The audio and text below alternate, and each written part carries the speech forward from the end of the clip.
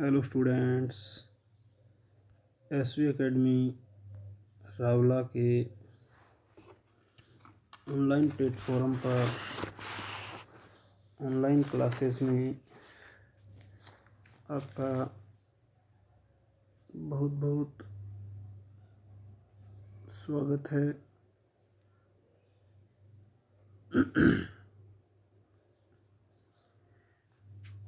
आज हम पढ़ेंगे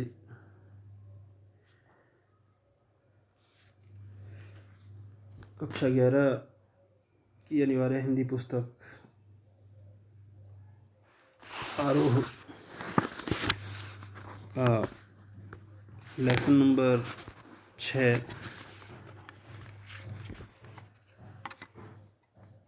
स्पीति में बारिश, जिसके लेखक हैं,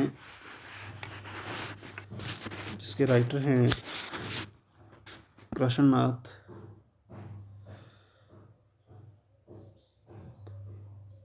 तो पढ़ते हैं इस लेसन को।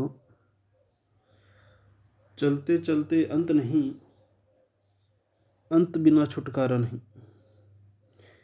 इसीलिए तपस है, धुआं है, यानी कि इच्छाएं हैं जान लेने की और पहचान लेने की।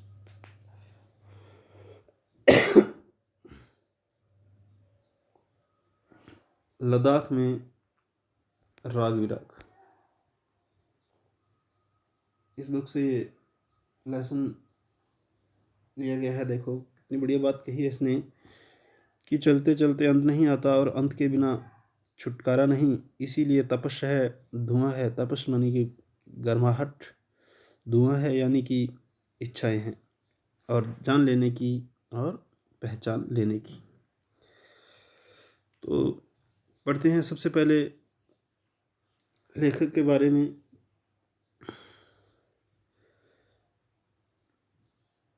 लेखक हैं कृष्णनाथ। लेसन है 6 स्पीति में बारिश। तो सर्वप्रथम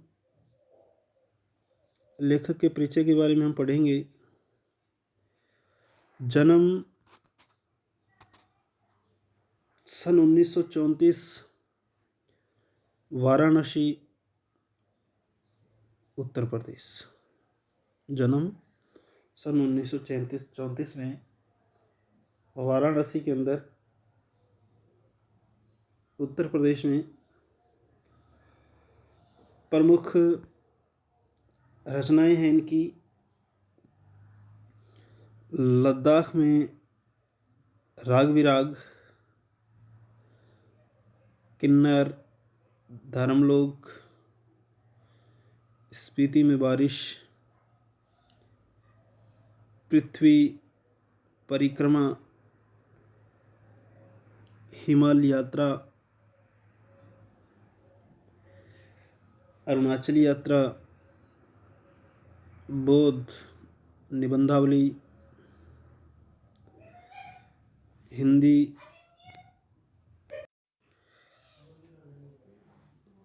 बौद्ध निबंधावली हिंदी और अंग्रेजी में कई पुस्तकों का संपादन। तो ये इनकी प्रमुख रचनाएं हैं, यानी कि बहुत सारी पुस्तकों का इन्होंने संपादन किया। और इसके अलावा लद्दाख में राग विराग, किन्नर धर्मलोक, स्पीति में बारिश, पृथ्वी परिक्रमा, हिमालय यात्रा, अरुणाचल यात्रा, बौद्ध निबंधावली हिंदी और अंग्रेजी में कई पुस्तकों का संपादन। तो ये थी इनकी प्रमुख रचनाएं। अब इसको साहित्य के क्षेत्र में लोहिया सम्मान प्राप्त हुआ है। तो पारितोषिक के रूप में इनको लोहिया सम्मान यानी कि सम्मान के रूप में, और इनकी मृत्यु हुई थी सन 2016 में। तो ये थे उनकी जन्म और मृत्यु से संबंधित ये उनकी रचनाएं और उनको जो सम्मान मिले।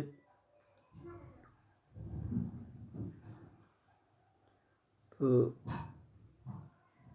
उसके पश्चात है कृष्णनाथ के व्यक्तित्व के कई पहलू हैं।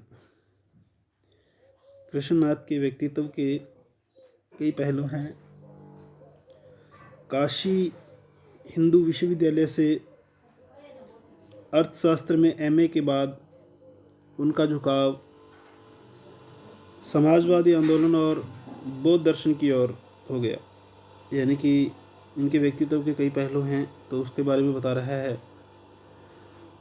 बताया गया है यहाँ कि वो काशी हिंदू विश्वविद्यालय से अर्थशास्त्र में एमए के बाद अर्थशास्त्र से उन्होंने एमए किया, मास्टर ऑफ आर्ट्स की डिग्री की के बाद उनका झुकाव समाजवादी आंदोलन और बौद्ध दर्शन की ओर हो गया। यानी कि काशी हिंदू विश्वविद्यालय से उन्होंने अर्थशास्त्र में एमए किया, उसके पश्चात समाजवादी आंदोलन और बौद्ध दर्शन की ओर उनका झुकाव हो गया। बौद्ध धर्म में उनकी गहरी पैठ है, यानी कि बौद्ध धर्म का उन्होंने खूब अध्ययन किया, उनकी गहरी पैठ भी है बौद्ध धर्म के अंदर। आगे है वे अर्थशास्त्र के विद्वान हैं और काशी विद्यापीठ में इसी विषय के प्रोफेसर भी रहे। यानी कि वे अर्थशास्त्र के विद्वान थे, अर्थशास्त्र में एमए किया हुआ था और काशी विद्यापीठ में इसी विषय के प्रोफेसर भी रहे। यानी कि अध्यापन कार्य भी उन्होंने करवाया भी। अंग्रेजी और हिंदी दोनों भाषाओं पर उनका अधिकार है, यानी कि हिंदी और अंग्रेजी दोनों भाषाओं के वे अच्छे ज्ञाता थे और दोनों की पत्रकारिता से भी उनका जुड़ाव रहा और इन दोनों की पत्रकारिता से भी उनका जुड़ाव रहा। यानी कि हिंदी और अंग्रेजी दोनों भाषाओं में उन्होंने पत्रकारिता में भी अपने हाथ आजमाए। हिंदी के साहित्यिक पत्रिका कल्पना के संपादक मंडल में वे कई साल रहे और अंग्रेजी के मैनकाइंड का कुछ वर्षों तक संपादन भी किया और अंग्रेजी के उनके मैनकाइंड कोई न्यूज़पेपर था, उसके कुछ वर्षों तक संपादन कार्य भी इन्होंने किया, संपादन भी किया। राजनीति, पत्रकारिता और अध्यापन की प्रक्रिया से गुजरते गुजरते वे बौद्ध दर्शन की ओर मुड़े। यानी कि इसी से वो बौद्ध दर्शन की ओर भी मुड़े, यानी कि बौद्ध धर्म का उन्होंने अध्ययन किया। यानी कि राजनीति भी की उन्होंने, पत्रकारिता भी की और अध्यापन कार्य भी उन्होंने किया। और इसके साथ साथ इससे गुजरते गुजरते वे बौद्ध दर्शन की ओर भी मुड़े। भारतीय और तिब्बती आचार्यों के साथ बैठकर भारत में जो बौद्ध भिक्षु थे, बौद्ध धर्म के जानकार थे और जो तिब्बती आचार्य थे, यानी कि बौद्ध धर्म के आचार्य, बौद्ध धर्म की जानकारी रखने वाले, उनके साथ बैठकर, यानी कि भारतीय और तिब्बती आचार्यों के साथ बैठकर उन्होंने नागार्जुन के दर्शन और वज्रयानी परंपरा का अध्ययन शुरू किया। यानी कि नागार्जुन के दर्शन और वज्रयानी की ये परंपरा है, इसका उन्होंने अध्ययन शुरू किया। यानी कि इस पे उन्होंने गहन अध्ययन शुरू किया, इसके बारे में पढ़ना शुरू किया, उस पर मनन शुरू किया इन्होंने। भारतीय चिंतक जय कृष्णमूर्ति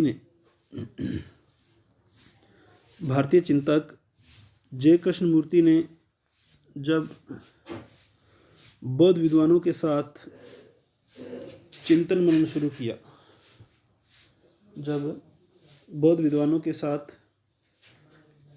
शुरू किया, तो कृष्णनाथ भी उसमें शामिल थे। तो भारतीय एक चिंतक हैं, विचारक थे जय कृष्णमूर्ति। तो उन्होंने बौद्ध विद्वानों के साथ मिलकर बौद्ध धर्म पे चिंतन और मनन शुरू किया, यानी कि बौद्ध धर्म से संबंधित जानकारी हासिल करने के लिए उस पर विचार विमर्श किए, चिंतन मनन किया। तो कृष्णनाथ भी उसमें शामिल थे। तो यानी कि भारतीय चिंतक थे जो जय कृष्णमूर्ति, उन्होंने बौद्ध विद्वानों के साथ जो चिंतन मनन शुरू किया उसके अंदर कृष्णनाथ भी शामिल थे, यानी कि कृष्णनाथ ने भी चिंतन मनन में भाग लिया, यानी कि चिंतन मनन किया बौद्ध धर्म से संबंधित। बौद्ध दर्शन पर कृष्णनाथ जी ने काफ़ी कुछ लिखा है।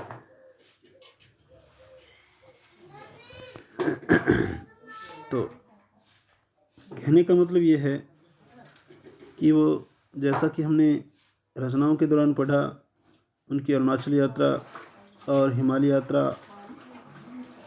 और बौद्ध निबंधावली, तो इससे पता लगता है कि वो यायावर प्रवृत्ति के थे। यायावर प्रवृत्ति का मतलब होता है कि वो घुमंतु प्रवृत्ति के थे, इधर उधर घूमने में। और जिस प्रकार के उन्होंने बौद्ध धर्म को ग्रहण किया उसमें भी उनकी काफ़ी रुचि थी, और बौद्ध धर्म से संबंधित बौद्ध निबंधावली लिखी उन्होंने। और अरुणाचल यात्रा और हिमालय यात्रा भी इसी उद्देश्य से ही थे।